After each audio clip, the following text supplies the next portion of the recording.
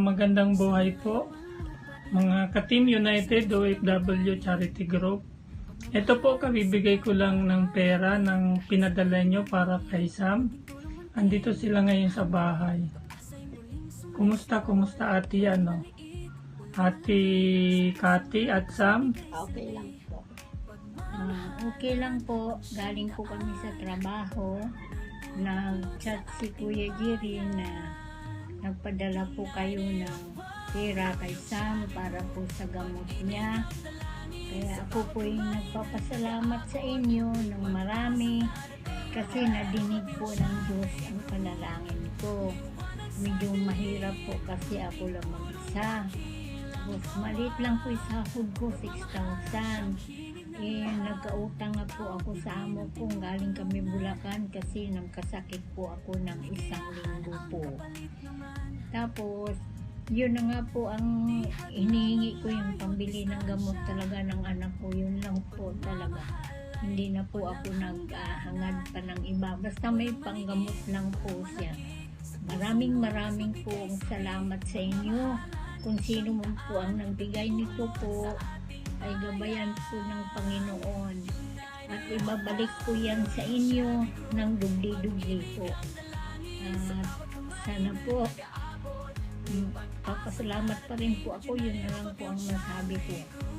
Ayan, ang Team United OFW Charity Group ang nagpaabot po sa inyo ng tulong. So bali, kung hindi ako nagkakamali is 22 or 23 na officers and members plus yung sponsor namin, 3. Ayan, sila po yung mga kababayan nating OFW na nagtatrabaho sa ibang bansa na naglalaan po ng pera para sa inyo at sa ating mga kababayan na lubos na nangangailangan.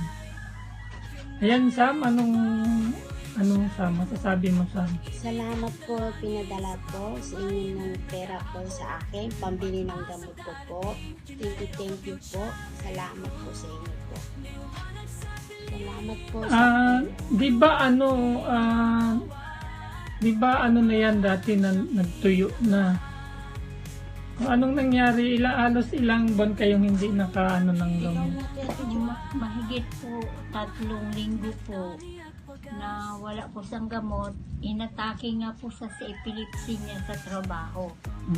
Kaya ako'y nagkaroon ng nervyos at sa pagod din po, kaya ako'y nagkasakit, kaya wala po talaga akong kapira-pira. Pero hindi po ako sumusuko sa anak ko.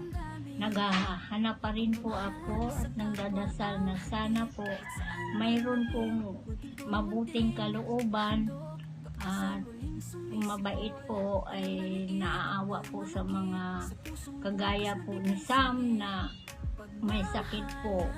Bali 3 po yung sakit niya, epilepsy, thyroid at saka po psoriasis. Ito po yung kanyang mga balat, medyo bumalik na naman po at binti niya.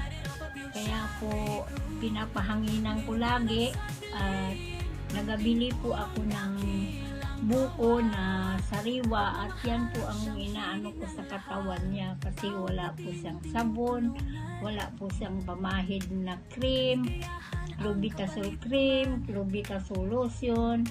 Sa ulo din po, marami pong nagputubo nga pula, ayan po. Sa sunod na araw, lalaki naman po yan. Kaya kailangan ko po talaga ang tulong ninyo po. Kasi tinutulong po ninyo sa amin ng mag-ina. Kasi ako lang po ang nagtatrabaho. Maraming salamat po sa inyo. At laking tuwa ko po nung nag-chat si Kuya Jerry na magpadala po ng 2,000 para kay Sam, pambiling gamot.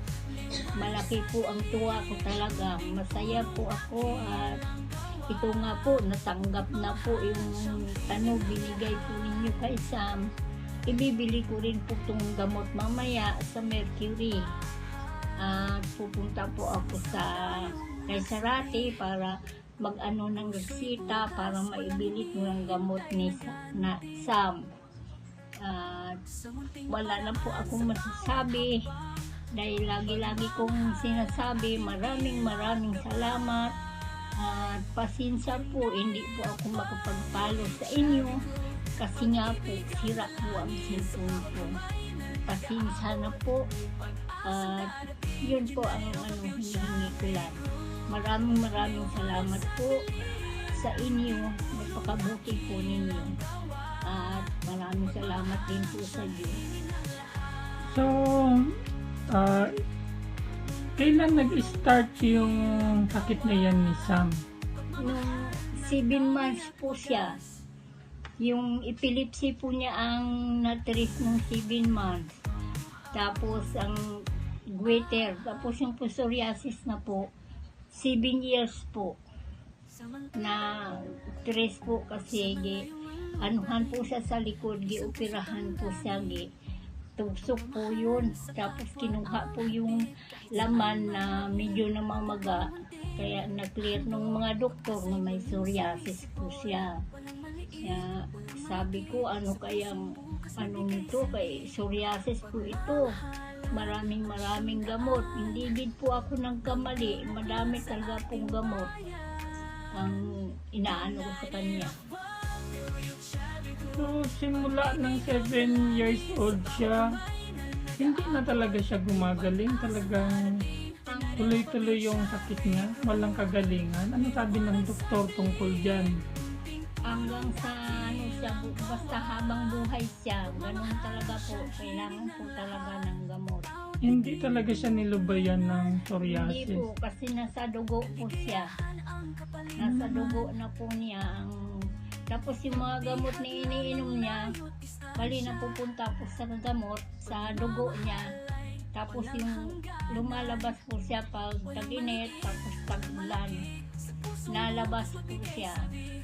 Kaya marami pa nga po sa paa niya kasi sa Bulacan po, hindi kami nakakaligo ng gabi. Kasi po, limited lang yung tubig doon nila. 2 weeks po kami doon. So paano yan nilalabanan ni Sam? Paano niya yan na kasi 'di ba ang mga tao minsan mapanghusga, mapanlait. Siyempre minsan ano yung mga na-experience niyo sa ibang tao na nangyari sa inyo?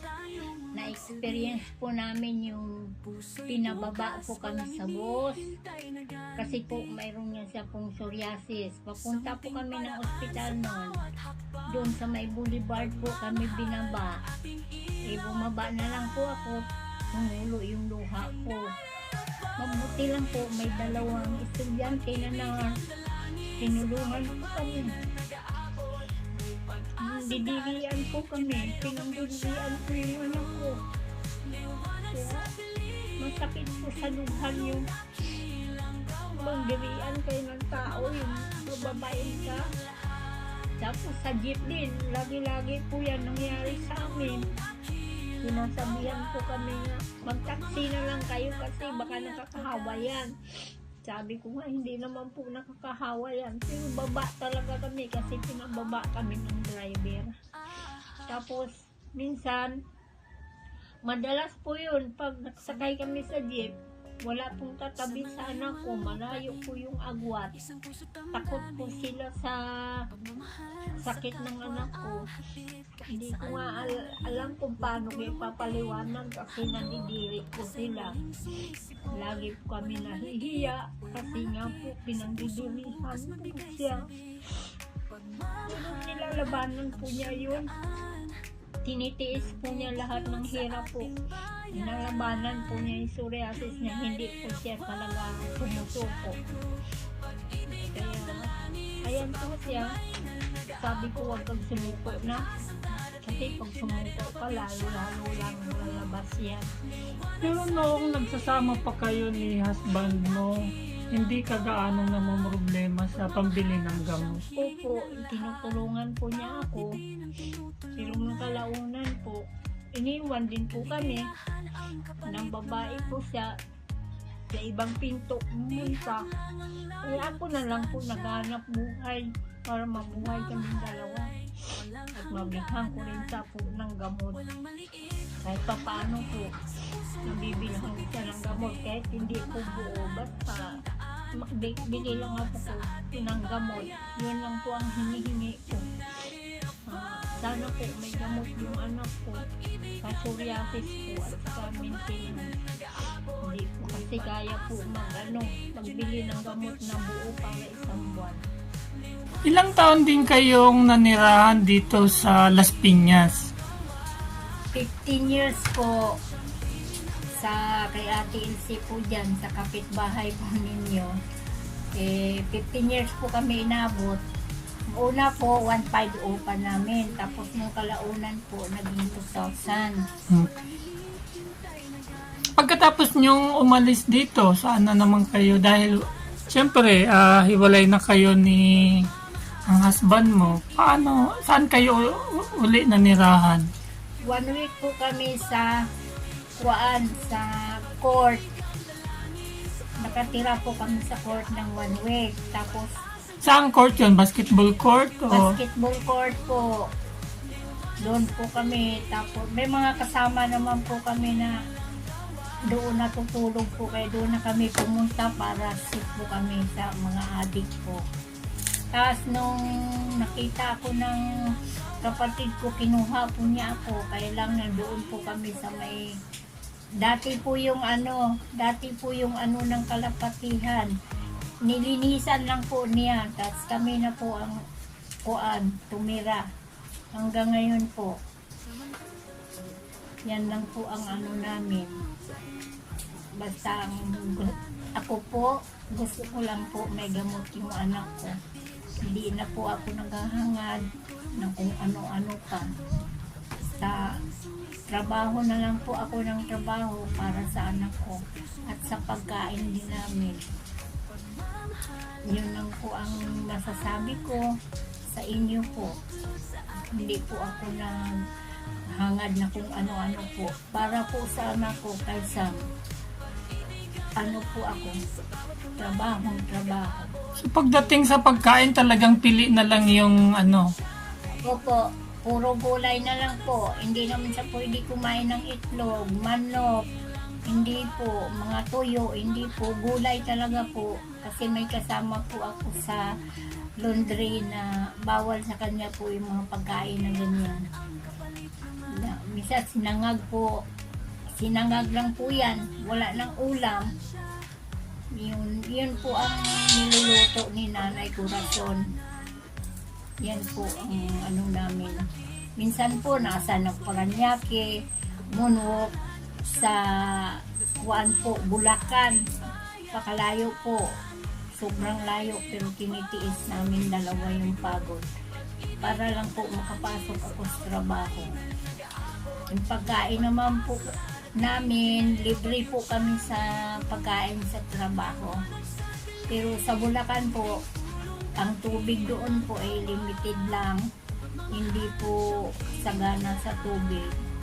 Kaya hindi ko po siya mapapaliguan sa gabi para malinis po siya bago matulog.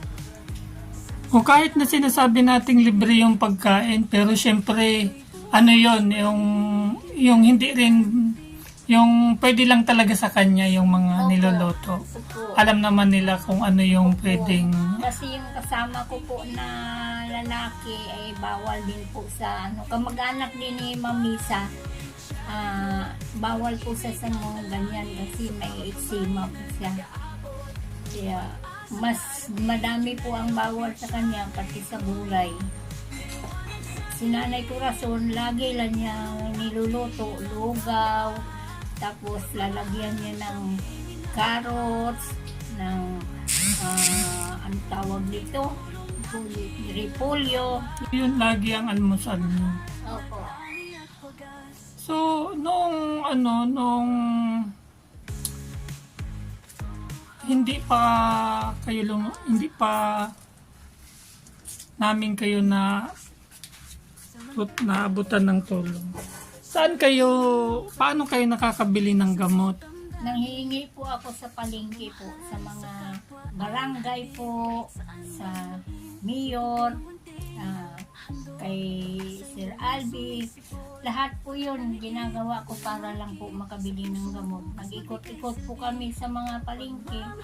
Yung may mga mabuting kalooban po, nagbibigay sa po kay Sam ng 10, 20, 40, yun lang po. Minsan po ang kinikita lang namin sa pag-ikot-ikot po, 500. Kaya binibili ko na lang po ng gamot niya paglabas po namin ng palengke. So pag wala ka noong pasok, anong Opo, ginagawa kahit may mo? pasok po ako, nag-ano din po ako, kahit puyat po ako. Pag panggabi po ako, talagang ginagawa ko pa rin sa araw. Kunti na lang po tulog ko, mga 4 na oras na lang. Tapos pasok na po. Kaya ang hirap po talaga, grabe. Kung okay lang po sana kung wala sang sakit, kayang-kaya ko po mabuhay kami. Sobra po talaga. Kasi sa gamot lang po, kukulangin po yung sahod ko. Ang natira po sa akin, 1,000. Yun na lang po yung binibili ko ng bigas, ng mga gulay-gulay, tubig, yun na lang po. So hindi mo talaga siya pwedeng iwanan sa bahay, kasama mo talaga. Opo, hindi ko siya pwede iwanan kasi po may epilepsy po siya. Makaatapihin po siya at mabagok yung ulo. Yun po talaga ang problema ko sa kanya, yung epilepsy po niya. So sa pamasahe kayo na ano-ano, Hindi, kasi may- doble. Mayroon po kaming binibigay si Nanay Kuran na 150. Ano yun, araw-araw binibigay? Opo, araw-araw kagaya ngayon 150 na po isukli. Kaninang umaga po doon sa pandesal na 40 na sa akin din po hindi na kinuha. Maswerte naman pala kayo at nakakuha kayong amo na talagang hindi na kayo itinuring na iba. Opo.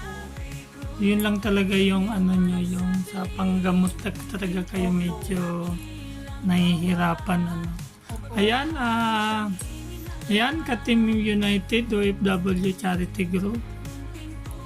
Naiabot ko na po ang inyong ipinadalang pera. Sana po ay hindi kayo magsawang magpaabot ng tulong sa mga kapatid nating nangangailangan. God bless us all po. Ayan, maraming salamat sa inyong patuloy na pagtulong sa katulad nila Sam at ni Ate Cathy. Ano, may sasabihin pa ba kayo? Maraming salamat po. God bless. Service ko, bye-bye po. Ikaw Sam, okay ka na? Opo. Thank you po. Nang masang lagnat pero psoriasis na. Yung paa niya na magain talaga oh. Hanggang ngayon yan dyan pa. Pero konti ko na. So wala siyang pinipili talagang parte ng katawan, halos lahat Katawan talaga yun. tinutubuan. Ako, minsan dito sa tainga, minsan dito, kaya Lalo na pag sobrang init, ano? ako. Maraming salamat po sa nagpadala ng tira para kay Sam sa gamot niya. Ito po yung nabili namin ngayon pong gamot niya. Hawak-hawak po niya, bali 1,750. May sukli po dito na 100 at saka barya po. Yan po ang sukli po. Ay maraming salamat po. Sana po pagpalain kayo lalo ng Diyos at napakabait po ninyo. At sana po marami pa rin kayong matutulungan na kagaya namin naghihirap sa buhay. Ma'am, kung sino man dyan yung nagpadala ng 2,000, maraming salamat po sa inyo. God bless po at healthy po kayo. So Sam, ano masabi mo? Salamat po na tuloy. Salamat din po sa inyo po. Nagpadala ng pera po. Nakabili na po ako ng gamot ko po. Thank you po. Salamat po. Tapos po. Ayan, nakabili na si Sam ng gamot. Continue na uli yung iinumin mong gamot para sa sakit mo. Hindi ko nga nabili yung iba eh. Yan lang inuna ko. Yan lang muna ang aming nakayanan. Oo nga po. para kahit pa paano nakabili kayo ng kaunting gamot para sa kanya. Ayan po, 3 piraso, saka isang Sinobarb. Ayan, 75 pesos lang po ang nabili ko. Ano yan? Yan yung pinaka importante sa Utak niya po. sa utak niya. Ito naman po, ito po yung sa thyroid. Thyroid. Yung psoriasis po, hindi natin kaya po, sir. Hindi ko pa, ma'am. Hindi ko po kaya pa. Wala pa akong sweldo, ma'am. Hindi, at least kahit pa paano, Oo. yung kanya sa sakit, hindi na maging malala. Kasi kahit pa paano, nakakainom siya ng ibang gamot. Pagpasensya nyo na kasi yan lang nakayanan ng aming team. Dahil, maliit pa lang yung aming pan.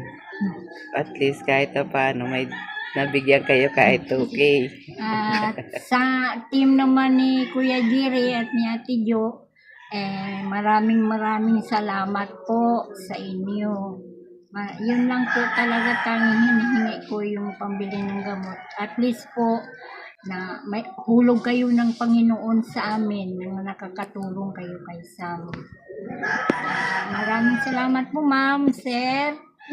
Sa ulitin po sana po marami pa kayong matutulungan. And God bless po sa inyong lahat. Sa team ni Kuya Jerry, ang babait po ninyo. Team namin ay United OFW Charity Group. Yun ang aming samahan Opo. na kahit kaunting halaga makakatulong na rin sa inyo. At Opo. least makakabili na siya ng ibang gamot niya. Opo. Yung lang niya, importanteng gamot na talagang kailangan niyang mainom, yun lang nabili niyo. Opo. Ito lang po talaga at saka itong 3 po. Yan lang po. Yan po. Hindi. Okay lang po yan. Makakaarating po yan sa sunod kong sweldo. Another 3,000 po. Kasi okay na po binigay ninyo. Maraming salamat po. God bless po. Bye-bye po. Ayan, mga ka-team. Yung binigay nyo na 2,000, nabili na ni Sam ang kanyang gamot. Ayan po, yung hawak niya, 4 na klase. Yan po yung talagang kailangan niyang inumin sa araw-araw. Opo. Kahit pa paano, na sa kanya yung gamot na yan. Makakatulong na at may ibsa na yung iba niyang nararamdaman.